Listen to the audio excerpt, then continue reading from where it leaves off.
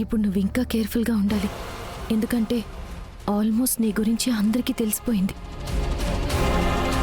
కార్తిక్ గారు కూడా ఖచ్చితంగా వెతికి పట్టుకుంటాను అన్నారు. సో ఎంక్వైరీ స్పీడప్ చేస్తారు. అవును, ఆయన నన్ను పట్టుకోవడానికి ముందే నేనే పల్లవి అక్క చావుకి కారణమైన వాళ్ళని పట్టుకోవాలి. సాక్ష్యాధారాలతో ఆయన ముందు నిలబడాలి. అప్పుడే పల్లవి అక్క నాకు చేసిన సహాయానికి కొంచెమైనా రుణం తీర్చుకునే దాన్ని అవుతాను. సరే మరి నేను బయలుదేరుతాను. Hi aunty. Hi Sweety. Hi Pinky. సరే మీరిద్దరూ నాకు ఒక మాట ఇవ్వాలి. ఏంటి? మీ పల్లవికి మీ ఇద్దరు అంటే చాలా ఇష్టం. కాబట్టి తను చెప్పిన మాట జవదాటకూడదు. మీరు అల్లరి చేసి తనని ఇబ్బంది పెట్టకూడదు. సరేనా? అలాగే. గుడ్. వెళ్ళొస్తాను పల్లవి. అలాగే.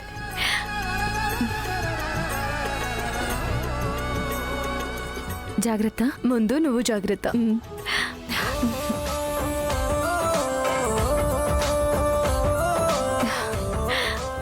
బాయ్. బాయ్.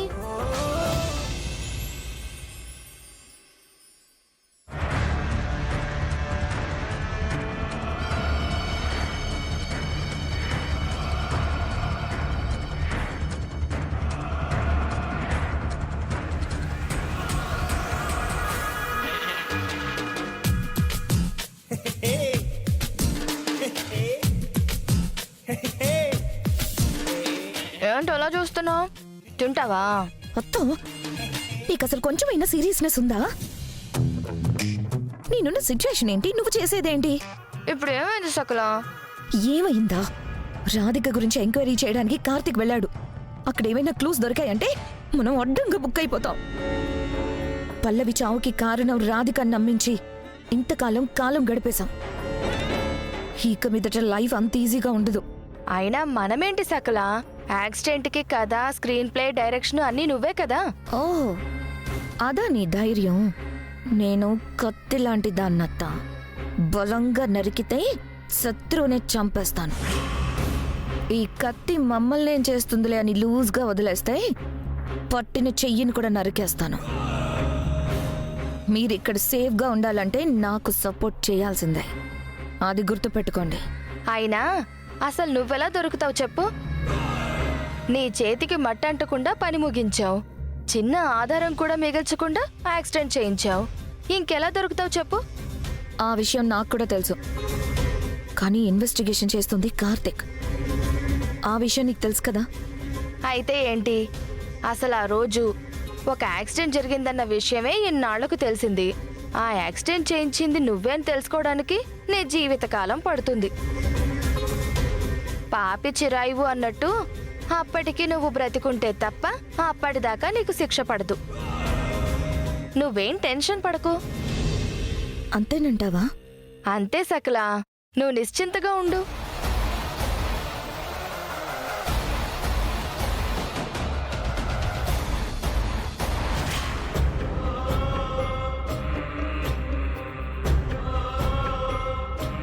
కార్తీక్, రాధిక బయటికి వెళ్ళిందే పల్లవి చావుకి కారణమైన వాళ్ళని వెతికి పట్టుకోవడానికి. రాధికని వెంటనే ఇక్కడికి తీసుకొచ్చేసాయి. అలాగే అమ్మా, ఇప్పుడే వెళ్తాను. గుణ, వెళదాం పద.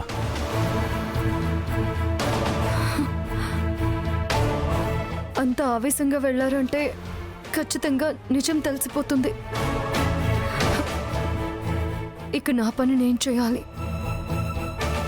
అవసరమైతే ఆయన కన్నా ముందు నేనే కనిపెట్టాలి. గుణ చెప్పినట్టు ఆ రోజు నేను అతనికి కాల్ చేశాను. పల్లవక్కకి యాక్సిడెంట్ అయినప్పుడు అక్కడ ఎవరినో చూశాను అన్నాడు. అదెవరో తెలుసుకోవాలి.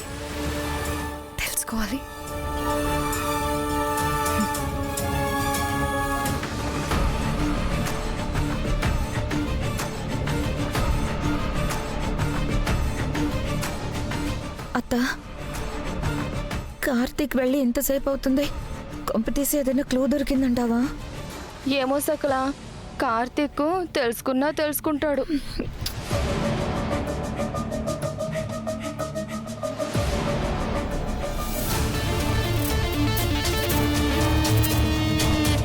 కార్తీక్ వచ్చాడు. రా.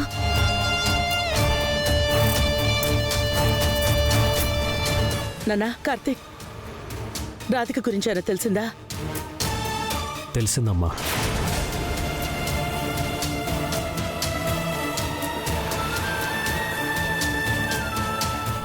తెలిసిందా? ఏం తెలిసింది కార్తీక్? గుణ చెప్పిన ప్రకారం యాక్సిడెంట్ అయిన స్పాట్కి వెళ్ళాం. గుణ చెప్పిన డేట్స్లో ఏదైనా యాక్సిడెంట్ జరిగిందో లేదో అని అక్కడ వాళ్ళని ఎంక్వైరీ చేశాం.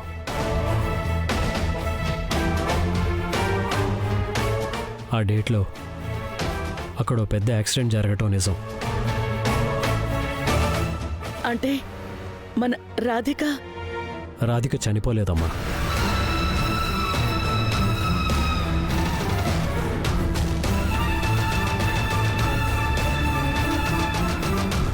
కొన ప్రాణాలతో ఉన్న రాధికని హాస్పిటల్కి తరలించారు. అక్కడ ఓ డాక్టర్ రాధిక ట్రీట్మెంట్ చేసి కాపాడారు. కానీ ఇప్పుడు ఆ డాక్టర్ ఇక్కడ లేరమ్మా.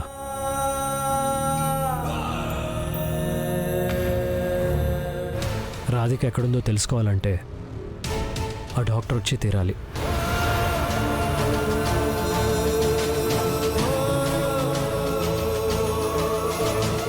పోనీలేరా, మన రాధిక ప్రాణాలతో ఉందని తెలిసిపోయింది కదా, అది చాలు. ఇంతకాలం మనం రాధిక కోసం ఎదురు చూసాం, ఇంకొద్ది కాలం వెయిట్ చేయలేమా? ఆ డాక్టర్ రావాలి, మన రాధిక ఆచూకీ చెప్పాలి. అప్పుడే ఈ ఇంటికి పట్టిన పీడ, ఈ ఇంటిని పట్టుకుని వేలాడుతున్న చీడ రెండూ పోతాయి.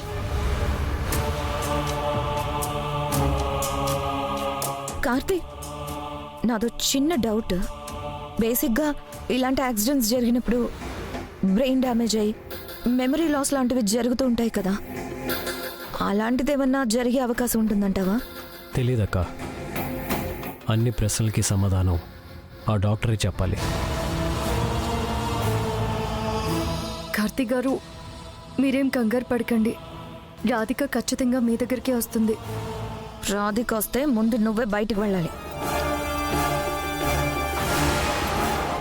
నేను వెళ్తాను సరే, మరి నాతో పాటు ఇంకొంతమంది కూడా వెళ్తారు. నాన్న కార్తీక్, ఎందుకలా ఉన్నావు? రాధికకేం కాలేదని తెలిసిపోయింది కదా. మనసేం బాలేదమ్మా. ఒకసారి రాధికతో మాట్లాడాలనిపిస్తుంది.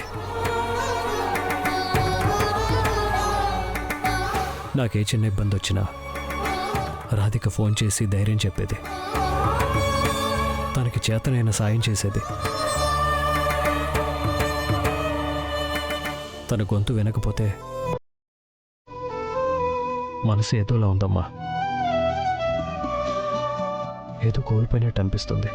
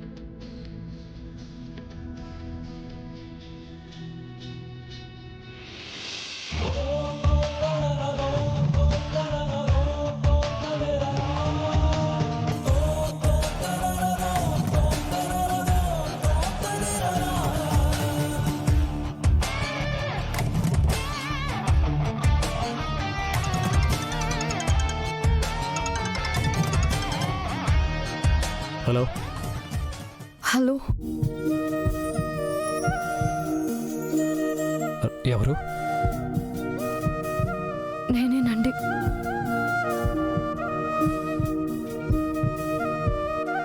రాధిక?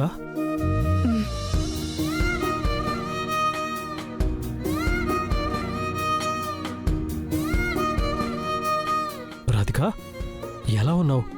ఎక్కడున్నావు? నేను బానే ఉన్నాను సార్ వారు. మీరెలా ఉన్నారు? ఎలా ఉంటాను రాధిక? ప్రాణువులా ప్రేమించిన పల్లవి నాకు దూరం అయింది.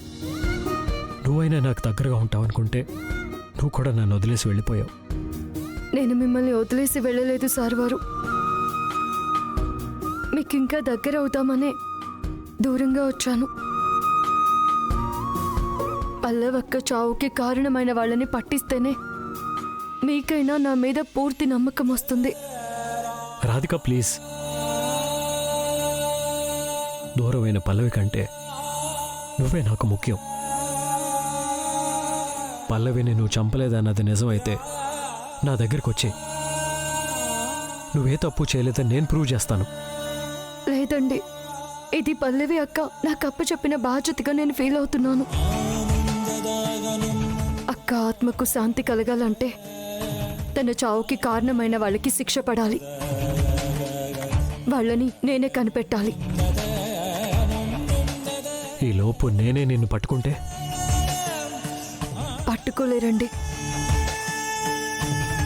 మీరు డిఎస్పీ కార్తీక్ కృష్ణే అయ్యుండొచ్చు, ఓటమి ఎరగని పోలీస్ ఆఫీసరే అయ్యుండొచ్చు.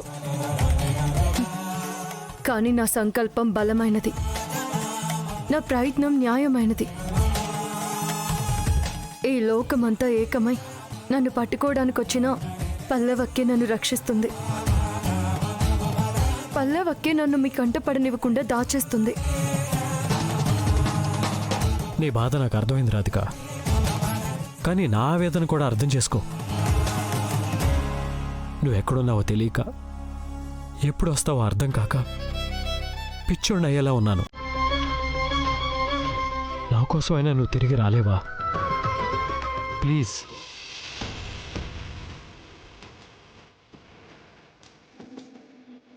Radhika,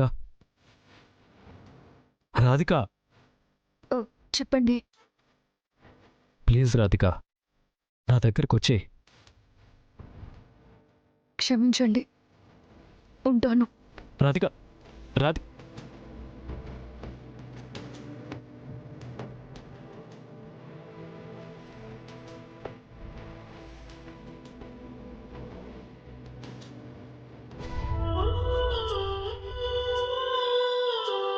excuse me.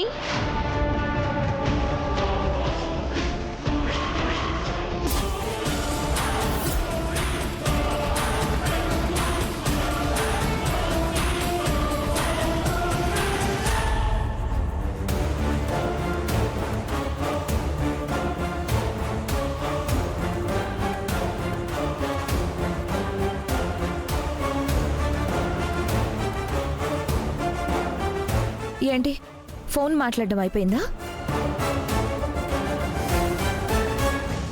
నువ్వు ఈ ఇంట్లోకి వచ్చినప్పటి నుంచి నాకు అనుమానంగానే ఉంది. కానీ పల్లవి ఫేస్ ఉందన్న ఒకే ఒక్క కారణంతో వాటన్నిటినీ కొట్టేస్తున్నాను. వదినా, నోర్ముయ్. నువ్వు మాట్లాడడం నేను వినలేదని అనుకుంటున్నావా? నేనే ఫోను మాట్లాడలేదు. ఎవరితో ఫోన్ మాట్లాడాను? చెప్పడం దేనికి? చూపిస్తాను.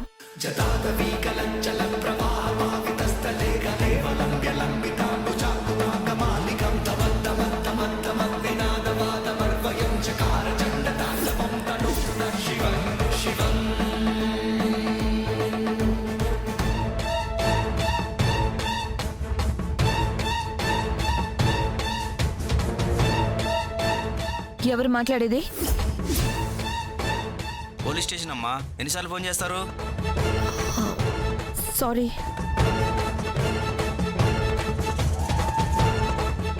పోలీస్ స్టేషన్కి ఎందుకు కాల్ చేసావు? అది నీకు చెప్పాల్సిన పని లేదు.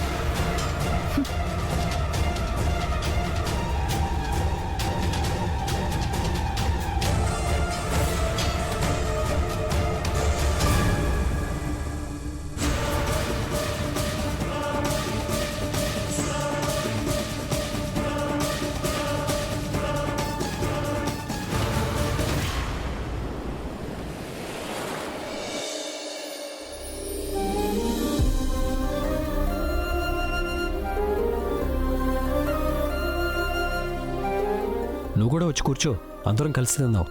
పర్లేదండి, మీరు తిన్నాక నేను పిల్లలు తింటాం. అదేంటమ్మా, పిల్లలు ఇంకా లేవలేదా? లేచాను తాతయ్య. బంగారు తల్లి రామ్మా, రా.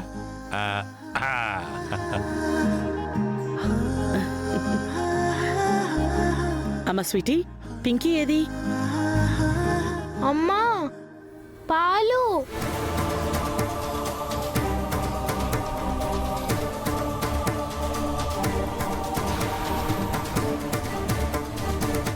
పింకీ ఇలారా.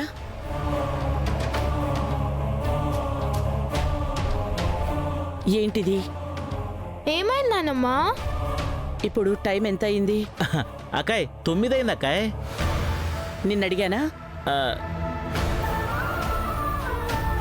పింకీ, ఆడపిల్లలు ఇంత ఆలస్యంగా లేస్తే ఎలా? ఉదయాన్నే లేచి రెడీ అవ్వాలి కదా. స్వీటీని చూసి నేర్చుకో. ఉదయాన్నే లేచి రెడీ అయిపోయింది.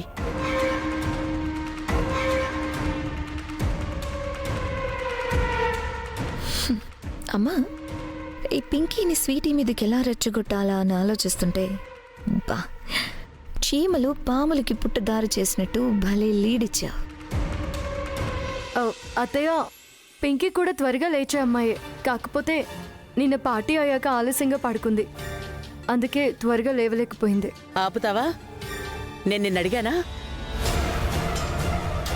ఈ ఇంటి పద్ధతుల గురించి బయట వాళ్ళకి పట్టింపు ఉండకపోవచ్చు, కానీ ఈ ఇంటి మనుషులు పాటించి తీరాలి.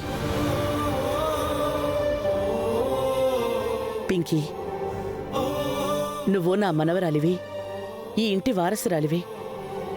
వేలెత్తి చూపడానికి కూడా ఒక్క లోపం అస్సలు ఉండకూడదు. సరేనానమ్మా. రేపటి నుంచి ఉదయాన్నే లేస్తావుగా? Good girl. నువ్వు వెళ్ళి త్వరగా స్నానం చేసిరా. ఆ తర్వాతే పాలైనా టిఫిన్ అయినా. ఓకే? స్వీటీ, నువ్వు కూడా తిను. లేదు పెట్ పోలీస్, నేను తినకూడదు. దేనికి? ఏమైంది? నేను తినకూడదు పెట్ పోలీస్. అదే ఎందుకు? ఈరోజు నేను ఉపవాసం ఉంటున్నాను, మొక్కుకున్నాను. ఈ వయసులో ఫాస్టింగ్ ఏంటమ్మా? వచ్చి తిను. లేదు తాతయ్య, తినకూడదని చెప్తున్నాను కదా. నేను తినకూడదని మొక్కుకున్నాను తాతయ్య. వేరే వాళ్ళు తినిపిస్తే తింటా.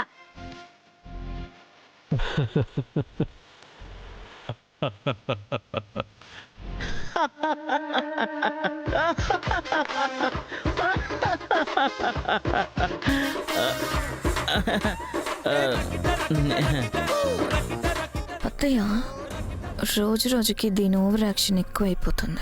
ఎక్కువైనప్పుడల్లా కట్ చేయడానికి నువ్వు ఉన్నావుగా. ఇంతకీ నీ నెక్స్ట్ ప్లాన్ ఏంటి? చెప్తా, ముందు తినండి.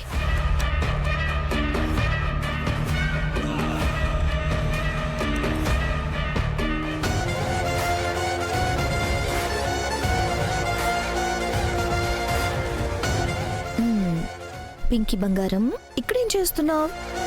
నాకు ఇక్కడ నచ్చట్లేదు అత్త. నన్ను అందరూ ఆ స్వీటీతో పోలుస్తున్నారు. నీకేంటి, మాకు కూడా నచ్చట్లేదు. ఈ ఇంటి వారసురాలివి నువ్వు, కార్తిక్ సొంత కూతురువి నువ్వు. అలాంటిది అందరి దృష్టిలో ఆ స్వీటీ హైలైట్ అవ్వడం ఏంటి? మరే నిన్న పార్టీలో కూడా పింకీకి మాత్రమే దక్కాల్సిన గౌరవాన్ని ఆ స్వీటీకి కూడా షేర్ చేశారు కదా. ఈ రోజు స్వీటీని చూసి నేర్చుకో అన్నారు, రేపు స్వీటీతో నేర్పించుకో అంటారు. అలా జరగకూడదు.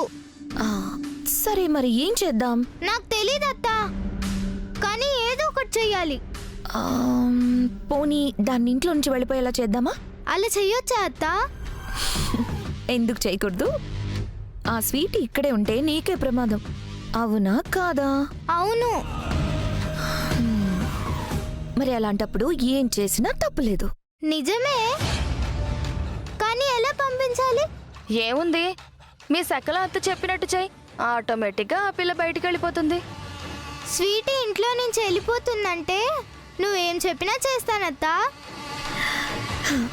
సరే, నువ్వేం చేయాలో నేను తర్వాత చెప్తానులే. ఇప్పుడైతే నువ్వు వెళ్ళి ఆడుకో. సరే అత్తా.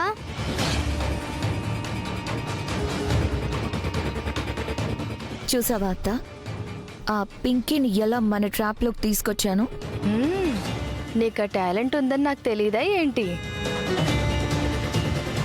నువ్వు తలుచుకుంటే 10th క్లాస్ పిల్లోడిని కూడా టెర్రరిస్ట్గా మార్చగలవు. అది సరే గానీ నీ నెక్స్ట్ ప్లాన్ ఏంటి? ఈ బుడ్డదాన్ని అడ్డు పెట్టుకొని ఆ స్వీటీని తరిమేయడమే. నా మీద ఎగిరెగిరి పడుతుంది కదా, తంతే వెళ్ళి గేట్ అవతల పడేలా చేస్తాను.